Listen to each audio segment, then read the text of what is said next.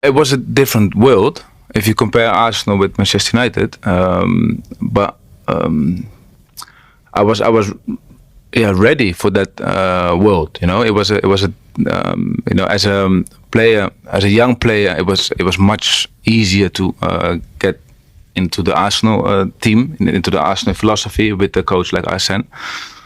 And Manchester United is like a beast. You have to perform back in the day. So there was a different experience for me, but I was ready for that. And like all those years of like asking questions and becoming better on all levels did help me to be ready for a challenge like that.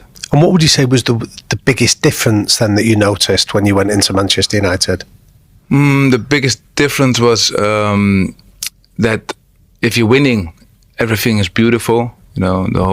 Because the impact of Manchester United was bigger in terms of worldwide in amount of fans, etc. The size of the club. But if you look at when it doesn't go well, at Arsenal, if it doesn't go well, you have your coach who protects you. You have your players who protect you. The media finds reasons why things didn't really work, etc. But Manchester United, you're on yourself. You're alone. You can. No one protects you. And is that healthy? Yeah, no, it's tougher. It's ruthless, and I've experienced that in my second year when things weren't going well. I was still scoring 18 goals that second year, scoring 12 for the national team. So it's not a bad season or something. But people were ruthless. It's not good enough. Bang. And then you're on your own. And that was sort of like a period where I was thinking, yeah, but I'm not that bad, I was telling myself, I'm not that bad of a player. I'm still scoring. Okay, maybe I'm not like last season or whatever, but it was just ruthless, hard. And then I had to, in my last season, I had this chat with Louis van Gaal, I think I chatted with you about the Czech, where I had 2 very good season with the national team. Then I worked, the season, his first season, my last season at Manchester was not great. And then I had this chat with Louis van Gaal, and then he told me, okay, Robin, our ways will part. I'm the coach, you are the player, and you have to go. Your time is up. I was like, yeah, but I still have a contract. He said, yeah, I don't care. He said, wow. Did you see it coming? Ruthless. Yeah, towards the end of it, I saw something coming, but not this ruthless. And the way he said it as well. And then, like a lot of things go through your mind, when you get a message like that. Because I still have a contract. My family was happy. It was my 11th year in England. We love living in England. What's next? My kids going to school. They have their friends and everything. So in like a split second, all these things come across. And how do you react to that?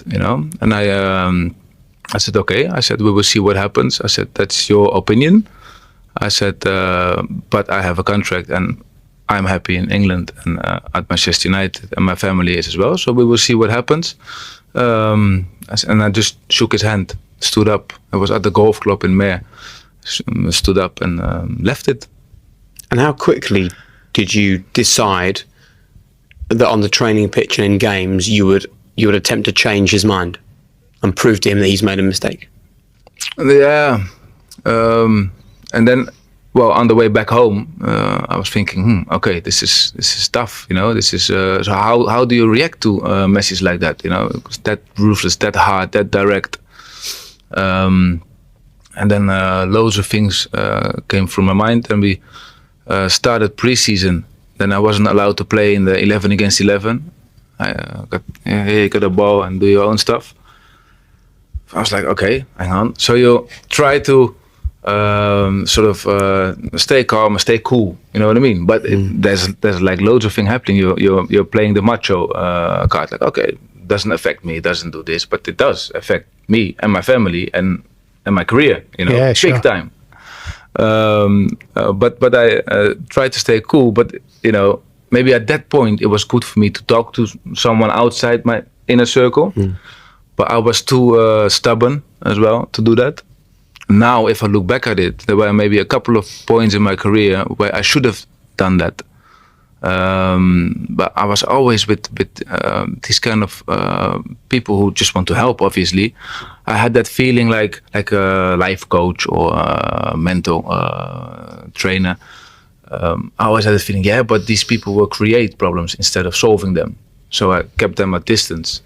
And up until today, I never had a session with anyone in that way. But now I'm open to it. And maybe it's partly age, experience. But if I look back at my career, it could have been a good case if I would have talked to someone like that Really? at this particular moment, Sure, for yeah. example.